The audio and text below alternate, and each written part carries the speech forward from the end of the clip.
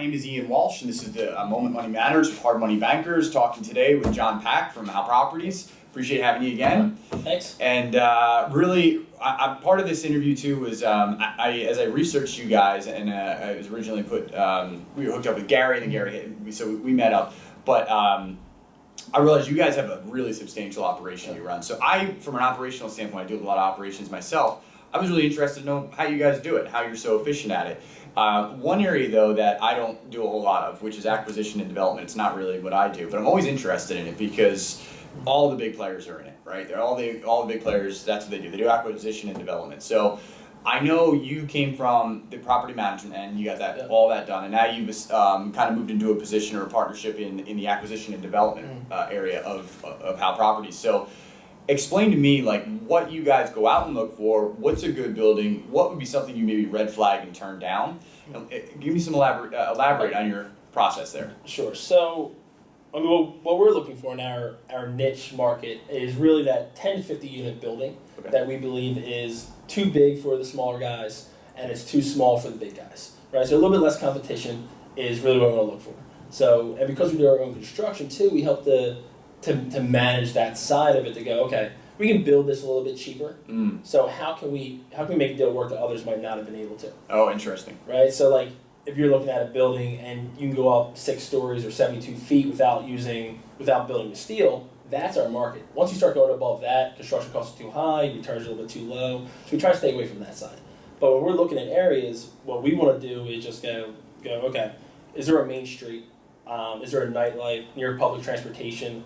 You know, those are the main things we look for so that we can help control the market, right? We would love to be able to rent to families and be longer term, but they don't rent all the time. You're going to have higher vacancy that way, even though you have less turnover. So we like the young professionals. 25 to 35 is our market. We want to be where they want to rent, and if they're there a year or two, they'll turn over, but they're going to stay rented, and what we're going to offer is an A product at like a B to B plus price point. Right? So we might not over amenitize our buildings, but do the straight rent. While amenities for us will, they get people in the door. A lot of people don't use them, right? At that point, we want the people to look for the straight price point. And that's how we find our tenants and make sure that we stay rented. I mean, I think our vacancy rate has been around 1 to 1.5% the most. It's really good, yeah. That's like 5 years or so. That's really good. So it's been really good for us that way. But yeah, we want to find vacant lots. We want old warehouses. Anything that's run down that you go, wow, that's on an edge of the neighborhood and the development going around it, or anything that just says, you know what, that could be something, right? We want to see that potential. Okay, so you guys have the vision. That's the thing I've always struggled with in understanding your world, your space. And I've had a couple guys we've done interviews with that like, I'm interested in it because it takes a lot of vision, right? It's not, when you go in and you buy a single family house in a neighborhood, you know what that product looks like. When you go in and buy a warehouse at a developing market, it takes some stones and it takes some vision. It really does. But when you have that niche, which it seems like you guys really have carved out, that 10 to 50 unit, understand the amenities, what's in there, what's not, the rent point, the price point, which is huge. And then I think another huge that you just mentioned earlier benefit is the fact that you guys, and we talked about this earlier and we'll talk about it in the next video, you guys almost have a fully self-sustained operation from 0 to 60 in all avenues of real estate.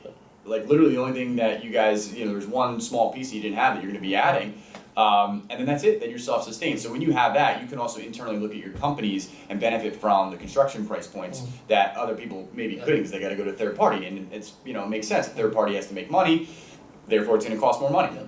Good, bad, or indifferent, they have to make money.